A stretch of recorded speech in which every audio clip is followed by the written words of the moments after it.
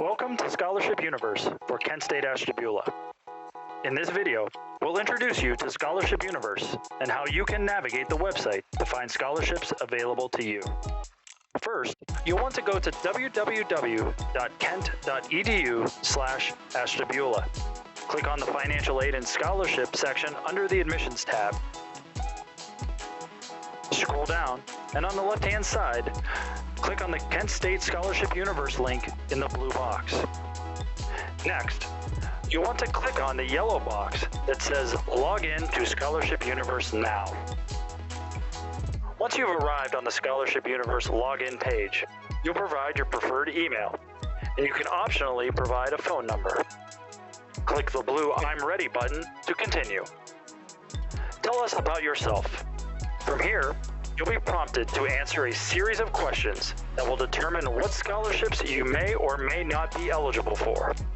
The scholarships that you match up with or partially match up will start to populate based on your response. Here you'll find questions such as your grade point average, your academic year, your intended major, and semester hours. If at any point you're not sure about an answer and the Not Applicable option is available, you can select it and continue.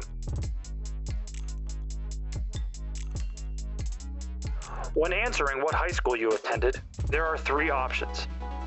If you only attended one high school, fill out one option and select NA for the other two. If there are multiple, please fill out the information accordingly.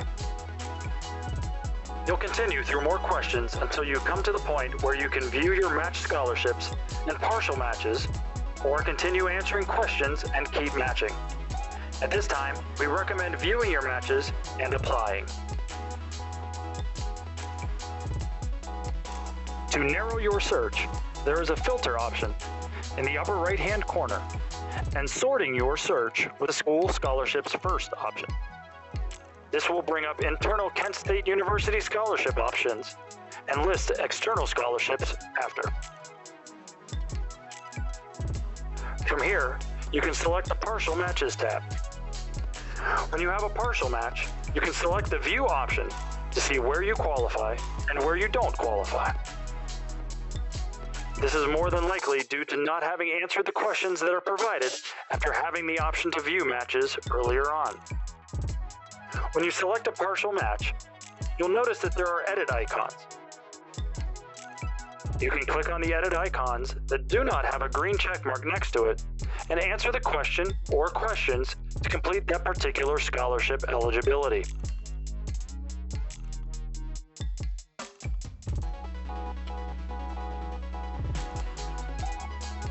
You may find that while answering the questions, you become a non-match. You can continue and answer the remaining questions, or you can return to view other partial matches and proceed the same way. Answering these questions will determine whether you qualify or do not qualify for the scholarship. Once you match for a scholarship, you can now click on the Apply button toward the bottom of the page. On the next page, you may notice that there will be multiple scholarships that you've matched with. You'll verify your eligibility at the bottom of the page and continue. You'll then have the option to provide more information to the scholarship committee, and in some instances, you may be asked to provide an essay. On the following page, you will be able to review and submit your application. A green box will appear to verify that your application has successfully been submitted. You can also click on the Submitted tab to view the scholarship that you've applied for.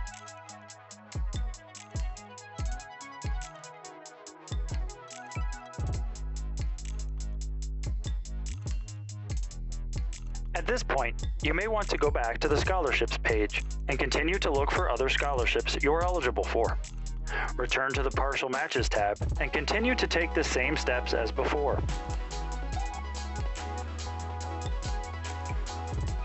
Should you find the scholarship that you want to apply for, but may be pressed for time, you can pin it to finish at a later time.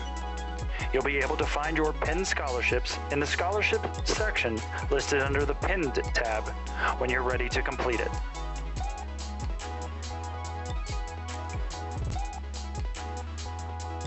if you come across a scholarship on the list that you're not interested in. For example, this scholarship is only available for residents in Trumbull County. If you don't live in Trumbull County, you can click the Not Interested icon.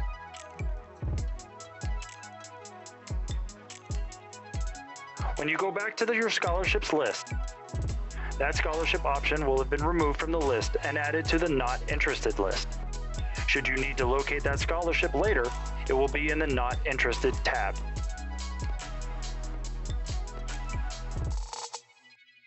Another option when searching using the filter is using the Organizations option.